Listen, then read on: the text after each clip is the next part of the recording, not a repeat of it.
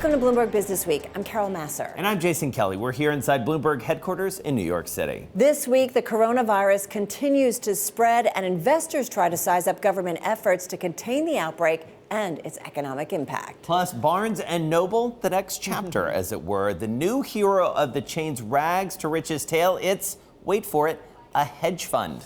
And then remembering Jack Welch, the legendary GE CEO, is remembered by his biographer, our former executive editor. But we begin with a surprising Super Tuesday. Former Vice President Joe Biden reopened a path to the Democratic presidential nomination. That's right, Jason. If you go beyond the headline, and it still will not be easy for Joe Biden. That's a story in the magazine this week by Josh Green, BusinessWeek national correspondent, joining us right now from D.C. And Josh, what a week. Super Tuesday, a bit of a surprise, and then we had several candidates dropping out. Quite a week. Everything turned upside down. I think the real story is that non-Sanders moderate voters finally, at the very last minute, coalesced around a candidate. That was Joe Biden. I think that makes him the front runner. But as I write in BusinessWeek this week, he now faces a new and familiar problem that a lot of Democratic strategists are worried about, and that is that he's back in the role Hillary Clinton was 4 years ago, where you have an establishment favorite, you have Bernie Sanders as an insurgent, and it's hard to see how Democrats manage to unify the party. Some clear, huge moments just on the eve of it with Buttigieg and Klobuchar dropping out. Was that the difference, or was this sort of hiding in plain sight all along Biden's strength? No, I don't think it was. Look, I think there were two big factors here. One, as you say, was the consolidation of the other moderate candidates behind Joe Biden. That was a signal to voters, both their own followers and undecided voters who weren't Democratic socialists, that this is the guy to line up behind. The other big factor, we saw this in South Carolina, and we saw it on Super Tuesday across the southern states, was that African-American voters, especially older ones, have always had a deep, strong affinity for Joe Biden, and that paid off big time on Super Tuesday and allowed him to sweep those states and storm into a delegate lead with, months to go before the convention. So what about young people? That was really a critical component that helped Barack Obama get to the White House. Joe Biden still lacking in young voters? Yeah, what was fascinating about Biden's Super Tuesday constituency, the groups that he put together, he really reassembled Barack Obama's coalition. White working class professionals, African-American voters, suburban voters, a lot of working class folks. The one exception, though, is Obama was always very strong with young voters. And on Super Tuesday, those young voters were mostly with Bernie Sanders. So this is one of the reasons that Democratic officials that I talked to and strategists, even though there was palpable relief that the party is now unified behind one candidate, the party establishment is unified behind one candidate in Biden, they recognize he's still weak with this all-important group. Hillary Clinton never really managed to win over Bernie Sanders' supporters, even after he endorsed her 4 years ago. Democrats worry that the same thing could happen with Biden, that if he doesn't manage to unify the party, convince Sanders supporters to get behind him and actively work to elect him, that Biden might meet the same fate that Hillary Clinton did 4 years ago, and that is to lose to Donald Trump. Let's look ahead to these next contests here, Josh, because there's still a lot of delegates out there and some pretty important states just over the next couple weeks. We now have effectively a two-man race. And as you look ahead, it looks to me like the states we have coming up tend to favor Joe Biden. The one I'm going to be looking at is Michigan. Michigan was the scene of a surprise upset 4 years ago when Bernie Sanders came in, beat Hillary Clinton, caused a lot of excitement and belief among Sanders folks that maybe they actually could knock her off. That didn't end up happening. Since Super Tuesday, the polls that I've seen from Michigan show Biden ahead. So we're really rerunning a test case that we saw 4 years ago. If it turns out that Biden wins in Michigan, especially if he wins big, I think that might be the last blow for Bernie Sanders. But of course, in a campaign with as many twists and turns as we've seen, not just in the last year, in the last 72 hours, you can never say it's finished. Josh Green in Washington, thank you so much. A crazy week and a lot more to come, several more months of the election.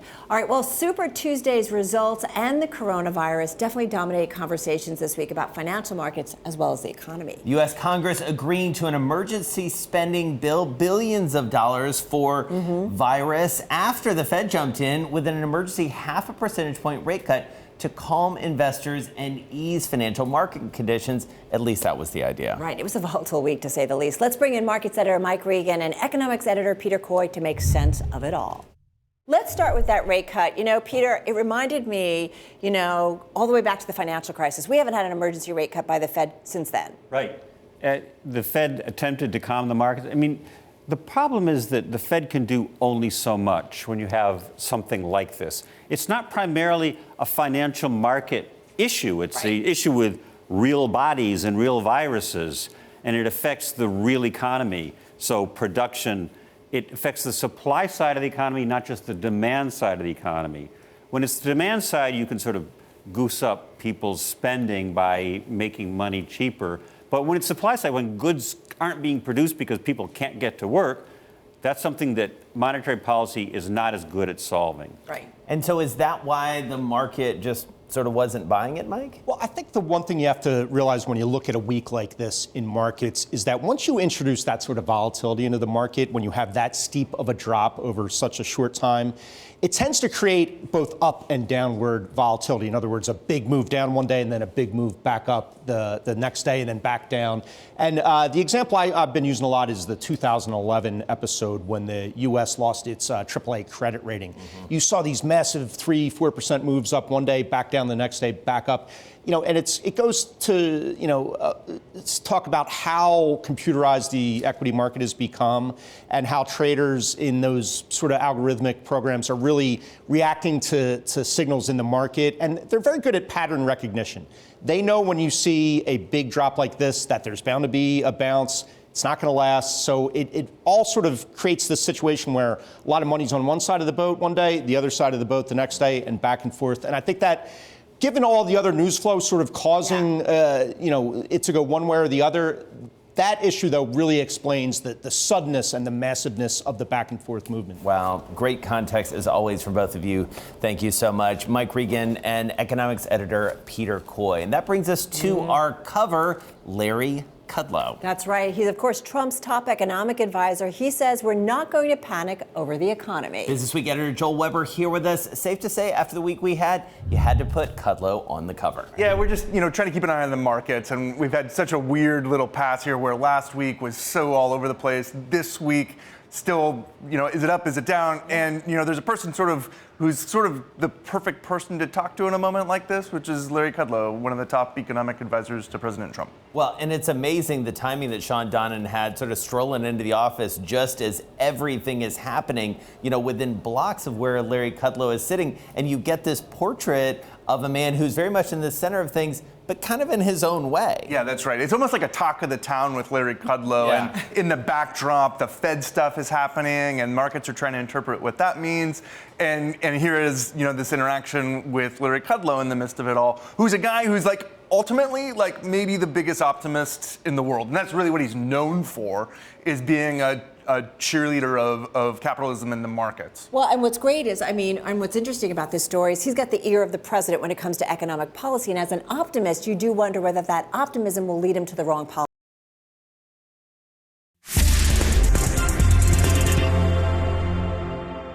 Welcome back to Bloomberg Business Week. I'm Jason Kelly. And I'm Carrol Massar. Join us for Bloomberg Business Week every day on the radio starting at 2 p.m. Wall Street time. You can also catch up on our daily show by listening to our podcast. And you can find us online at businessweek.com, on our mobile app, and you can watch us daily on YouTube. Well, back to our cover story. Despite financial market conditions, President Trump's chief economic voice remains extremely optimistic just about everything.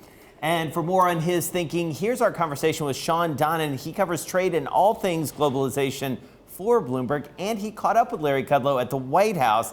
His timing was perfect. By 10:30, a little shortly afterwards, I'm sitting down with Larry in his office, and that's just as Jay Powell is getting ready to step up and do his press conference. And what you really get from that moment is a sense of how this White House is trying to ride out this storm. And, Larry Kudlow is this relentlessly optimistic figure. We all know him from CNBC, from his TV shows. We all know him from the way he trots out at the White House pretty much daily to try and talk up the economy, talk up markets. Where does he get kind of the information to kind of help make his decisions or guide the president to make economic decisions? So Kudlow has a staff. He's at the head of the National Economic Council, which has a staff of policy wonks, and they certainly give him advice.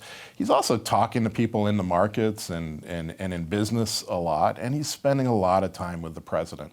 One of the things Larry Kudlow has been very good at doing is figuring out where the president is on the economy and where he might be going off the rails potentially on the economy and trying to talk him away from that. But he spends a lot of time with the president. And so when you're hearing that optimism and that view that he's trying to project, it's a lot what President Trump wants him to project as well. And that gets into, this is an existential moment for this administration right now. They are running on the back of what has been a pretty robust economy that is facing the first real crisis on the economic side of his presidency. What's his track record, on catching economic cycles, and will his optimism potentially make, a misguided step when it comes to guiding U.S. policy, economic policy? Look, and that is absolutely the fundamental question here is whether Larry Kudlow's optimism is actually going to cloud his judgment in some way. We are at a key moment. You got to get the calls right here. And Larry in the past hasn't gotten all the calls right. Back in December 2007, he was poo-pooing any talk of a recession. We know now that is exactly when the recession that turned into the Great Recession as a result of the global financial crisis was getting underway. He acknowledges that, but he has this relentless optimism. Part of it is political messaging. There's no doubt that the president wants to be in a place where he's talking up the economy, not talking down the economy. But you can't escape the fact that this week, the Federal Reserve, for the first time since 2008, went with an emergency rate cut. This was not a scheduled meeting that they were moving at. This was a response to a crisis that they saw in the economy. And the White House was refusing to embrace the idea of a fiscal plan at the same time. And Larry's saying all through this, even as this is happening, literally in that hour that this is happening with the Federal Reserve, that he thinks everything's fine in the U.S. economy. Staying in the economics section, it is one of Europe's most enduring economic problems. And it's a big question. Why can't Spain shake off one of the world's highest unemployment rates? Here's this week's BusinessWeek Explainer. Crunch these numbers. Germany's most recent GDP report showed the economy was growing at a rate of just 0.5% per year. Spain's economy was rising at a 1.8% rate. But Germany's unemployment rate is 3.2%. In Spain, it's a whopping 13.8%. In the OECD, only Greece's jobless rate is higher. Blame it in part on a quirk in the Spanish labor system. It's easier and cheaper to fire a worker on a temporary contract. Around 90% of the jobs created in recent years have been temporary. And of those jobs, about a fourth of them last for less than a week. Spain has other problems, the EU's highest rate of high school dropouts and among the highest portion of low-skilled workers. Spain also has one of the lowest rates of mobility. That means Spaniards often stay in cities with few job opportunities. Unless those problems get fixed, some economists say, Spain is unlikely to lower the jobless rate below 12% in the coming years. Up next, activists in full force, especially at one very active shop, Elliott Management. It's involved with two well-known companies, Twitter and Barnes & Noble. Plus this week, the passing of one of the best-known CEOs of all time. We're talking about Jack Welch. We talk with someone who knew him not just as the head of GE. This is Bloomberg BusinessWeek.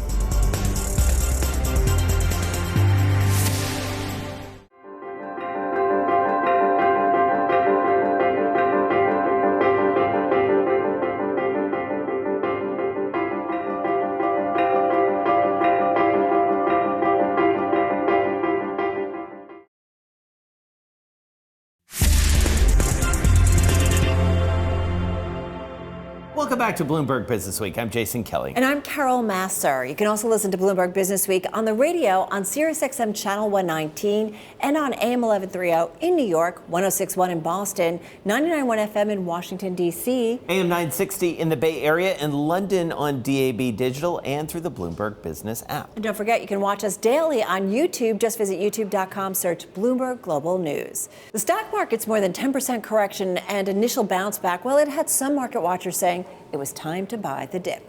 tempting, and yet that may not be a wise move. A very smart story in the finance section this week. We talked with one of the reporters, Suzanne Woolley. In the midst of such volatility is not a great time to rethink your asset allocation. It's really hard at a time like now to sort of sit on your hands and stick with like a well-thought asset allocation that you have, or if your 401k is well spread out between stocks and bonds. Being impulsive now can be dangerous. And buying on the dip sounds good because we've had 11 years of a bull market, and a lot of people have cash on the sidelines. They've kind of been waiting to jump in. So is now the time? And we have no clarity, you know? I mean, there's just no visibility into much. So buying the dip now seems a little more like market timing. And as we all know, you know. Bad idea. Bad idea. Fool's errand is what they always, call it, because partially when you get out, that's one decision, okay? The harder decision often is to get back in. Right. And a lot of people who sort of got out in the last downturn didn't get back in soon enough. Do you kind of pull back a little bit and just say, I'm good with this, Yeah. and then do you wait for when... And take some money off the table, you Correct, mean? right. And or be a little bit more conservative and wait for valuations to come back down. Because I think I hear what you say from the financial crisis, but people saw their investments, cut in half because of the financial crisis. True. So you have to kind of balance that out, right? Yes, definitely. I mean, it all depends on your time horizon, Yeah. right? And if you have, how much cash you have saved. Because if you're planning to retire in a couple of years and you really haven't put enough away, you don't want to be having to sell stocks into a downturn. Right. So in that situation, you may want to pull back a bit, and maybe in your 401k, there are stable value funds that, are reasonable. Right. Not anything like equity long-term returns, but safer. Right. Well, and that leads to, I think, one of the most important points of your story, which is it is a good time and a very real time to understand your appetite for risk. Totally. Tell us about that. Well, we don't really know our appetite for risk until we're in it. And after 11 years of a bull market, there are a lot of people, especially younger investors, who don't know what it feels like to see such a swift decline, and sort of most of us actually think we have more risk tolerance than we do. Yeah. We overestimate it. So now is a good time to sit back and think how did that make me feel? Yeah. Did it make me feel panicky? Could I not sleep? Was I worried? Okay, so maybe you want to adjust your portfolio a little bit right now, tweak it so that you can sleep better.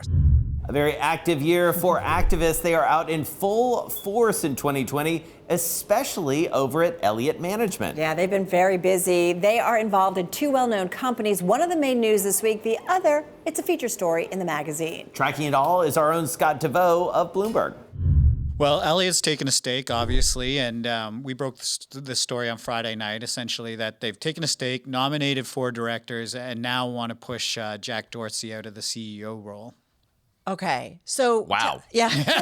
I mean, that's a big headline and certainly stopped a lot of people in their tracks. What's the case? Well, the case is pretty simple, and I think it's something that's been made a few times, is that Jack he's one of the only people in the world to run 2 gigantic publicly traded companies. Right. He runs Square. He also runs Twitter. And, late last year, he said that he also wanted to spend up to 6 months a year working in Africa. And so I think the argument is clear in that, he has a lot of things going on. Obviously, he has some divided loyalties between the 2 companies, and that Twitter is something that needs a full-time CEO. Particularly now we're going to major events like the U.S. election, Summer Olympics. We've got the coronavirus going on. And while those are really great for, tweet activity, what they do also is create Twitter users and advertisers. So what does Elliott want? I mean, they've amassed, about $1 billion position in shares of Twitter. It's a little bit more than... A bit more? Yeah, than $1 billion, yeah. So what do they want specifically? Do they want Dorsey out? No doubt about it? Yeah, I mean, that's the simplicity of this argument is that... And that's why I think it resonated with so many people around it, is that it's a singular argument. Right. You need a CEO that will run this company.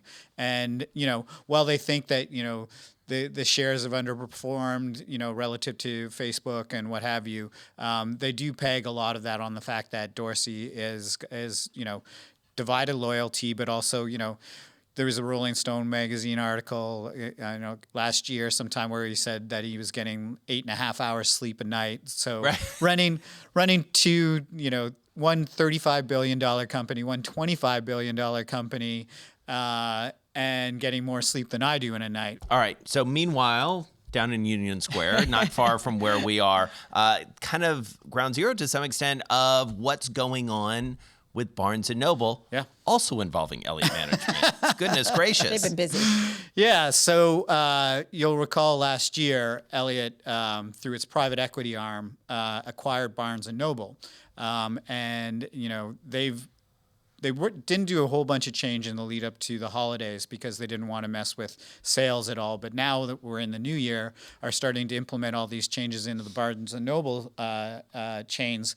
So that's what we're hooking this story on that's in BusinessWeek this week. Let's talk about Barnes & Noble, though, the individual who's responsible for kind of where this goes. Yeah. James Daunt, who I had never heard of. Have you heard of him? Big not guy, a peep. though, in terms of book sales and book selling in the UK. A legend, almost, you could say. So he had his own book chain for quite a long time, and he's a very particular person. He has a very strong beliefs on how books should be sold. And when Waterstones was bought a few years ago, not by Elliott but the previous owner, they decided to bring Daunt in, and Daunt went around, and the first thing he did was take away the all black uniforms that everybody was wearing, and he started to empower the franchisees, the people that own the stores, to start catering the books towards more of their audience. So with the UK chain, you're talking about. with the UK chain. And so after a certain amount of time, they actually achieved some success with this. Elliott bought ended up buying Waterstones, and actually is turning a profit from this Waterstones for the first time in I don't know how long, a decade. Decades. Yeah. So the point being is that you can make a chain seem indie or neighborhoody, if you do these certain things. And that's very much what they have in mind for Barnes & Nobles. And so they brought James Daunt in to run both Waterstones and Barnes & Noble. Up next, the real Jack Welch. The legendary GE CEO is remembered by his biographer and our former editor of the magazine, John Byrne. This is Bloomberg BusinessWeek.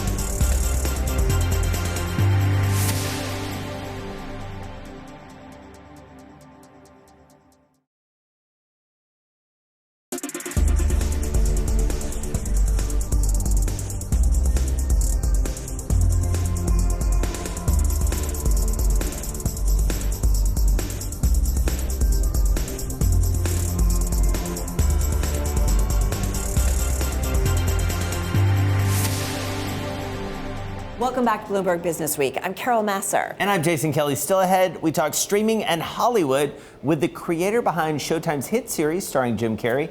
It's called Kidding. Plus, from Coldplay to Massive Attack music tours, they're trying to go green. And a food takeover in the Pursuit section, including a roadmap to opening a restaurant. It ain't easy. It is not at all. We begin, though, with General Electric. News this week from the company and of the passing of its former iconic CEO, Jack Welch. Let's start with the company news. GE saying it will see a first quarter blow due to the coronavirus. And that outbreak poses a new risk to CEO Larry Culp's attempt to pull GE from one of the worst slumps in its 128-year history.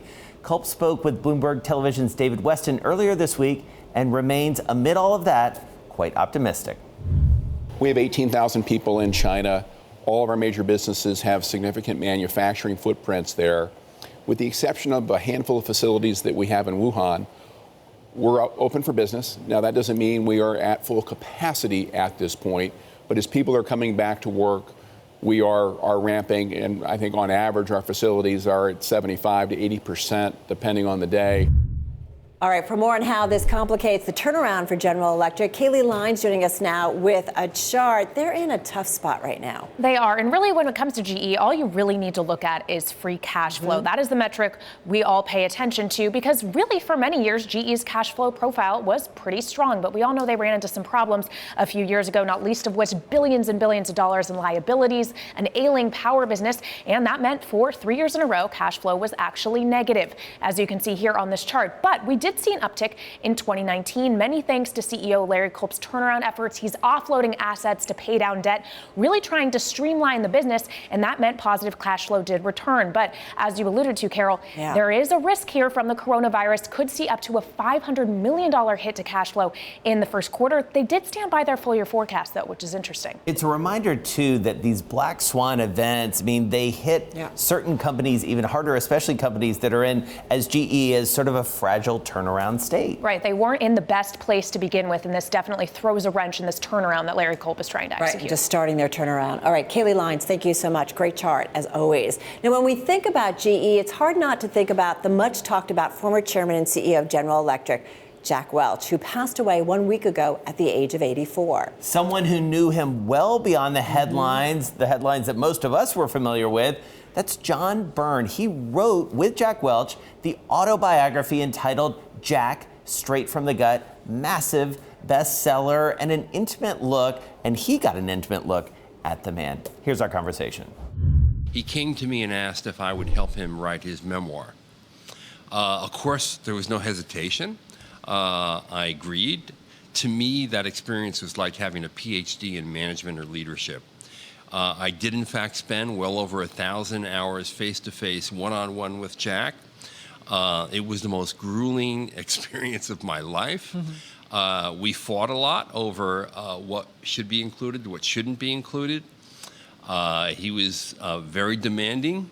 We went through many, many, many drafts. John, as you read and hear everything that's been written and talked about since Jack's death, what do you make of it? What do you make of his legacy? Because it's fair to say, from a business perspective, it's a complicated one, given what has happened to GE specifically, and even some of his lieutenants who went on to other jobs. Some very successfully, some maybe not so much, and some questions raised there. What do you make of it as someone who, we should point out, a little brag for us, you wrote more BusinessWeek cover stories than any person in history, so you know a thing or two about business. What do you make of his business legacy?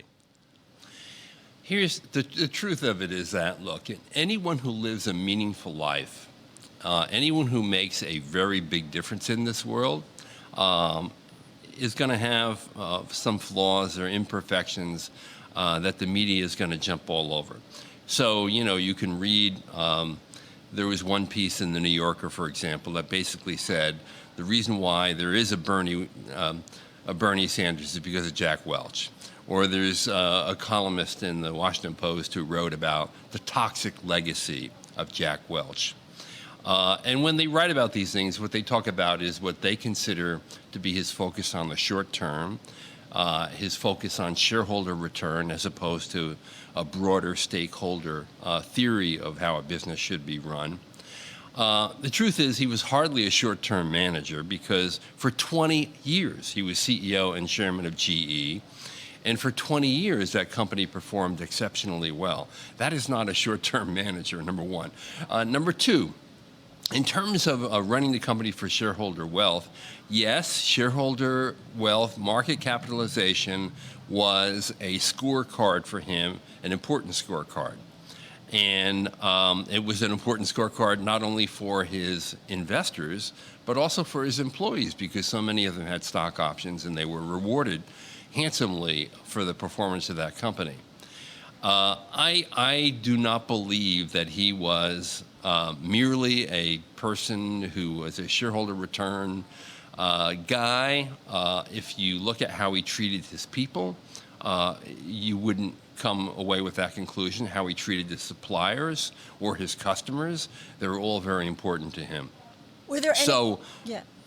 Oh, I'm just curious, though, too, since, I'm not sure how much you guys kept in touch. It sounds like, you were in touch with him, after he left the company. Were there any conversations that he had maybe I shouldn't have increased our exposure to the financial sector so much, because that was certainly incredibly problematic after the financial meltdown. I'm just curious if there were any things that he kind of had a rethought about after he left GE, especially because he saw, the things that happened.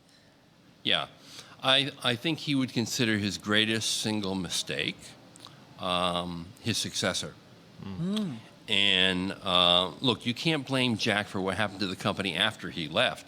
you can blame him for everything that happened while he was there for 20 years in the top job.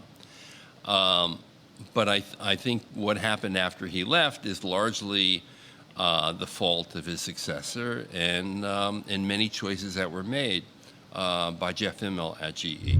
You can listen to more of that conversation. Just check out our Bloomberg Extra podcast. A lot of cool Jack Welch stories there. Coming up, two-time IndyCar champion Joseph Newgarden on the business and the joy of racing cars fast. Plus, we talk Hollywood and streaming with the creator of Showtime's hit series, Kidding. This is Bloomberg BusinessWeek.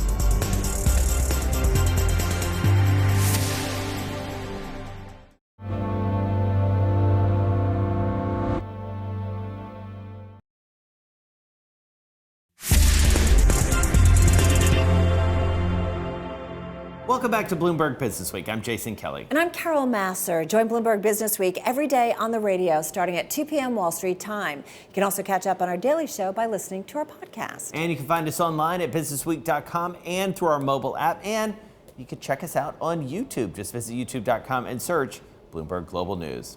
Well, streaming and Hollywood, topics we cannot stay away from, talking about it on our show, and consuming all of that content that's out there. We spoke with Dave Holstein. He's the writer and creator of the hit Showtime series Kidding. It stars Jim Carrey and is now in its second season. He was a writer and executive producer on the Showtime drama I'm Dying Up Here, also on HBO's comedy series The Brink, and a writer-producer on Showtime's Weeds. He's done a lot. He has, very prolific. Here's our conversation. We try to be unlike anything else on television, which, as you know, is very hard these days since the landscape has about 500 shows in it. When I wrote Kidding, I really wanted to write a show that would let Jim Carrey be in all of his best movies at the same time. You know, like I was such a fan of The Truman Show and Eternal Sunshine and Man on the Moon, but also The Mask and Liar Liar, and I wanted to play with tone in a way that let me take a character that could experience all of those things, throughout a season of television. And I like to tell Jim I built him a sandbox, where he can play and he can be the best version of himself. And that's, I think, what we did. So you wrote it for him? I did. I wrote it with him in mind, which was crazy. Yeah. Because at the time, movie stars were not really doing television. I wrote it probably 9 years ago at this point. I was just coming off Weeds, which was a great experience in terms of melding comedy and drama, and I was really hungry for that mixed tone. And I was watching The Truman Show, and I was like, I'm going to write something with Jim in mind. And it took a couple years of being told I no a lot to finally get to a yes, but it's been kind of magical, And then when you involve Michelle Gondry and Frank Langella and Catherine Keener and Judy Greer and all these great A-listers kind of coming together to just be as creative as possible. It's been a really fun journey. What's it like writing in or producing in today's environment? I feel like it's a great time to take all of your creative energy and put it into a medium that's finally accepting that its own maturity. I think the golden age of television is sort of defined not just by selection, but by risk. And I think that, what's great for writers right now is not just, the abundance of jobs, but the abundance of channels and outlets and audiences. And, Weeds was sort of an early touch point an early experiment in dramedy, which wasn't really a term you'd find on television, and now, you have hour-long comedies and half-hour dramas, and I think it's just a testament to, to the landscape accepting people being as creative as possible and finding their audience. Well, Carol, from television to music, we turn now to a story in the business section this week. Right, that asks a provocative question: can music and concert tours save the planet? Wait, what? Here's Benedict Campbell. He's going to tell us about it. He joined us from Berlin.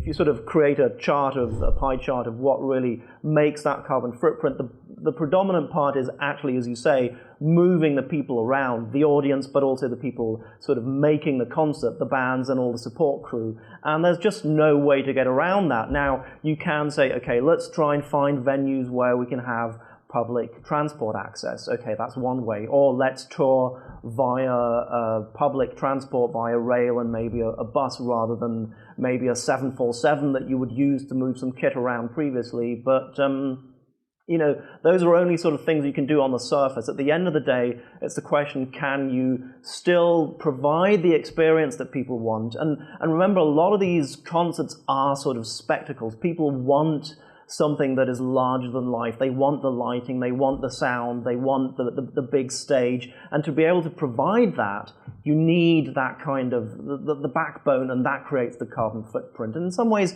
you want concerts to be a little bit of an excess. You want especially when you're paying as much as you are, right? Yeah.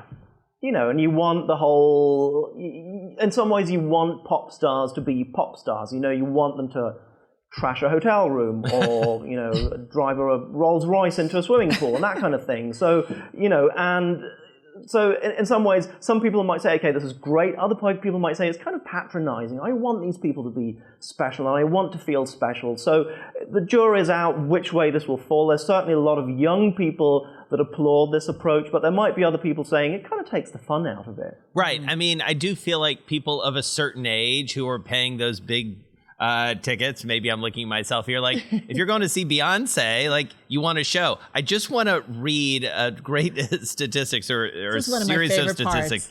The set and production equipment for Beyonce's Formation World Tour filled seven Boeing 747s and more than 70 trucks.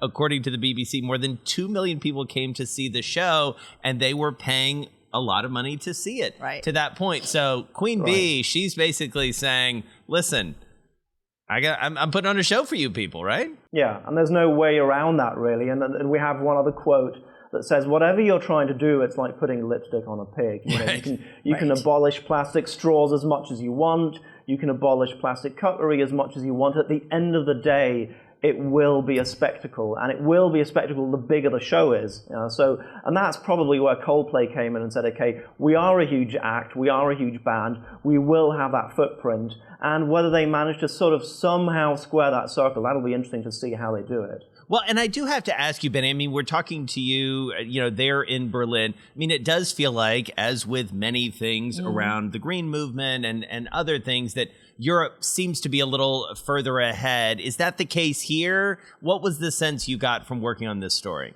I mean, over here, in some ways, it's easier for some of these bands to enact some of these things. Take transport, for instance. A lot of venues do have very good public transport access, and these are often sporting stadiums that are used for soccer and so on. So a lot of people do come via public transport, and that helps. A lot of venues have banned the use of plastic cups that you would drink your beer from, or little things like in the VIP lounges you would use sort of properly sourced flowers rather than stuff that's flown in from Kenya and so on. So again, you can take the slightly cynical look and think, this is kind of very much on the surface, what's the point? But it's a start, I guess right? you have to start somewhere.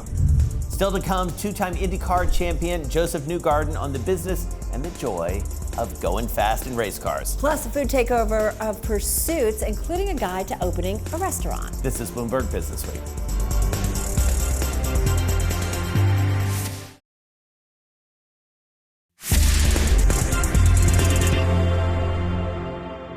Welcome back to Bloomberg BusinessWeek. I'm Jason Kelly. And I'm Carrol Massar. You can listen to us on the radio on SiriusXM Channel 119 and on AM 1130 in New York, 106.1 in Boston, 99.1 FM in Washington, D.C. AM 960 in the Bay Area and London on DAB Digital and through the Bloomberg Business app. You can also watch us on YouTube. Just visit youtube.com and search Bloomberg Global News. Jason, that's where you'll find interviews such as the one we did with BusinessWeek Pursuit's auto columnist Hannah Elliott and two-time IndyCar champion Joseph Newgarden. We had a wide-ranging conversation about the business of race car driving, getting behind the wheel even after a big accident, EVs, self-driving cars.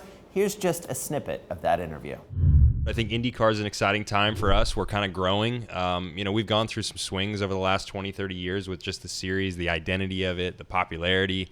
And ever since I joined back in 2012, we've just had this nice steady uptick and growth. And I feel like we have a lot more momentum on our side now with Roger Penske acquiring the Indianapolis Motor Speedway and the IndyCar Series. So we feel like the direction of where the series can go and really the growth potential is pretty enormous right now. We've seen some new changes with IndyCar, especially these new aero screens. Yeah. Can you tell us a little bit about them? Typically, open wheel cars have always been open cockpit as well. So it's exposed helmet for the driver, and the wheels and tires are exposed. But that exposed helmet, kind of like riding a fast MotoGP bike or something, that's been the last big safety advancement is, well, where can we make the drivers safer? And head protection has been the thing that we've needed to do. So now we're putting a screen on the car, and to your question, it's very similar to Formula One. Formula One just did a halo, so just a structured piece on top of the cockpit. But for the IndyCar, the aero screen is both a structured piece and a windscreen. So it's a fully integrated canopy, which looks like a fighter jet now. It's the biggest safety advancement in motorsports, in my opinion, in the last probably 25 years. So game changer. Total game changer. I think the fatalities that we've had in the sport over the last 20 years, this sort of device is really what would have helped in those situations, and we've been trying to create something like this for a while. So it's inevitable. A lot of people were against it because of the style of it, but it's inevitably had to come. Does it change how you drive? Sorry. Yeah, definitely. So How does the it change? weight distribution of the car is totally different. It's a lot heavier. It's about 60 pounds for the device. Wow. Moves the weight distribution That's a lot. forward. Yeah, it's a lot. The weight distribution moves forward about 1.5%. So because of that, just mechanically, the car drives quite a bit different. Dynamically, it's. Okay, so Joseph, I got to know, you're 29, right? Yep. Under 30, you're a young guy. Everyone's saying young people don't care about driving anymore, about driving cars. Is driving going away? Man, that's the $1 million question. I don't know who's tuning in right now, but everyone wants to know. A lot of people are banking on it. It's a great question. I think to some degree, yes. I think there will be options in the future. What's the runway to get there? I think we're pretty far out still, to be honest with you. I mean, I think at least 5-10 years out before you start getting EVs to be super prevalent. I'll say this. I don't think race car driving is going away. You cannot take out the human element of racing. I mean, I personally... Well, you could remotely and Robo play race? around. Yeah. But do you want to see a robot race? I don't know. I don't. It's the same thing with video games. People go to watch video games and others Right, play. but you have to see a human playing it, right? Yeah. You don't watch the computer play each other. So I think there's always a place for human performance within driving and racing. As far as every day on the road, I definitely think there'll be a shift. When's that shift? Everyone wants to know. And be sure to check out our Bloomberg BusinessWeek podcast for that entire conversation. Well, before we go, we've got to talk about the Pursuit's food takeover. Here's food editor Kate Crater on opening a restaurant. How do you do it? Well, she asked an expert, restaurateur Stephen Starr, for a roadmap. Stephen Starr is the hottest restaurateur in the country. He's the hit maker. He's the guy behind so many popular restaurants here on the East Coast, from Le Diplomat, where everybody hangs out in D.C. Yep. He reopened Pastis here, which is the hottest dining room. He did Le Cuckoo a couple years ago, and he also did a Bloomberg favorite, Budokan. Bloomberg crowd favorite. So he knows how to open successful restaurants up and down the spectrum. Yeah. He's fantastic. He has 41 restaurants now. And so we asked him, we thought it was a good moment to ask him, what do you look for in a restaurant? How do you always go big? Do you sometimes go small spaces? Do you go concept first? Do you line up a chef first? What neighborhoods do you go into? It's fascinating. It's fantastic. Lighting is really important. I love that. I totally agree. Yeah. Well, you know what's fantastic? Actually, this was one of my big takeaways from this, is that he does not like to go into office buildings, because he was all the glass means you can't have ambiance. You want to be able to control the ambiance, and so lighting is key. That's one of his secret sauce things. All right. So speaking of secret sauce, you just went right actually there. brought secret sauce. You brought some sauce because this is just a phenomenal story. This is one of these I'm going to rip out and put on the refrigerator at home. All about chicken wings, which who doesn't love chicken? If you eat meat, you love chicken wings. They're one of the best foods out there. I can't talk enough about this. So there's this viral hit show called Hot Ones. I don't know if you've seen it. Yeah. I don't know if you guys ever want to employ it, which is why I brought you some hot sauce so you can try it. But this guy, Sean Evans, who's the host, has figured out how to get celebrities to talk by making them eat increasingly spicy sauces. And And he gets everybody, like A-list celebrities. You know what? So the person who's actually been the best is Charlize Theron, because she's from South Africa. Right. So she's actually the star that flinched the least, I think, when she ate this like crazy hot sauce. But like Paul Rudd, DJ Khaled, Post Malone, everybody, he gets everybody, and it's fantastic. So can I read a stat Sure, about like please. how hot this gets? So at a reported 3.18 million Scoville units versus around 10,000 for a jalapeno. So jalapeno 10,000. This hot sauce comes in at 3.18 that sauce million. That sauce there. Yeah, this has 3 times, so it's like the ghost. It's the ghost. Don't open it. Don't open it. Yeah, this will clear your sinuses. Look at it, the flames, man. Well, your whole point is like, and you know The how we last always stab. say, don't try this at home. You actually say, try this at home, right? You could do these tasting Well, parties. that's the thing. Yeah, you have. So I've been to some. This guy CB Cebulski, who is editor-in-chief at Marvel, has started having them, and it's such a great idea because I don't know, I do.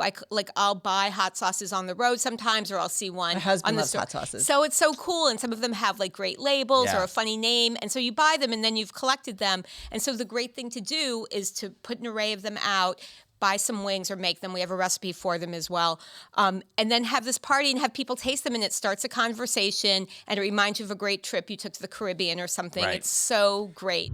Bloomberg BusinessWeek, it's available on newsstands now. Also online at businessweek.com and on our mobile app. So what's your must read? The cover story, Sean Donnan getting a great interview with Larry Kudlow. He's been working on getting this interview for a while, but it came to fruition this week amid the market and economic uncertainty. Was just perfect timing, but it's really some great insight into the president's chief economic advisor, who tends to be an optimist, and you do wonder whether that's what we need right now in terms of what's going on. Your must read. Well, speaking of timing, Barnes & Noble, is Elliott Management going in at the right time? Can they save this iconic brand? A lot remains to be seen, but they're certainly working hard at it. All right, check out our Daily Business Week podcast. And of course, you can watch us on YouTube. Just visit youtube.com, search Bloomberg Global News. More Bloomberg Television starts right now.